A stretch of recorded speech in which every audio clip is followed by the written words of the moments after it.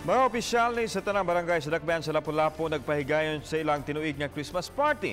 Atol sa tigom, gihagid sila sa mayor sa pagpahugot pa sa ilang kampanya batok sa illegal nga drugas ug uban pa mga problema sa Dakbayan. Ani ang report. Dili mo minus 5,000 ka mga opisyal sa barangay ug ang ilang mga mulupyo ang mitambong sa hiniusang panagtigom sulod sa Hopes Dome sa Dakbayan sa Lapu-Lapu. Mao kini ang ilang tinuig nga Christmas party diin adunay bangkete ug ubang pang mga kalingawan. Mitambong usab ang opisyal sa gamhanan sa Dakbayan sa Lapu-Lapu. Ato sa tigom, gipasalamatan ni Mayor Pastrada sa mga opisyal sa barangay sa kontribusyon ini sa kalambuan sa syudad. Sa susamang higayon, gidasig sila sa pagpahugot pa sa kampanya batok sa mga nagunang problema, sama sa illegal nga drugas, basura ug uban pa.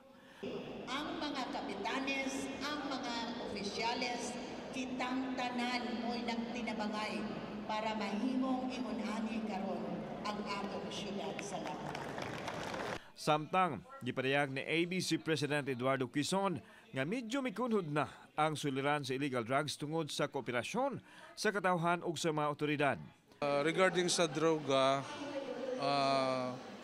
para na ako ang implementation na murag siguro mga 5 to 10% lang ginahabilin. Even gani sa akong barangay sa Bangkal, murag dili ko kasiguro kung nag-abot pa bag 5% ang nabilin sa droga. Pulis murag doon ay successful gid ang operation sa drug campaign. Hugot usab ang monitoring nila sa paghipo sa mga basura. Lakip na ang suliran sa baha sa pipila ka mga barangay. Ang garbage, not exactly 100% may, kaya di gina ito ma-perfect, kaya nag-anambo kadaghan ang ginaghanon sa garbage karon. Pero amo ginang gyatiman, doon na pipila kay gayon nga dili mi makakolektaan ang adlaw tungod kay maguba ang amo sa kanan, pero amo gipaningkamutan nga the following day makuha gina siya.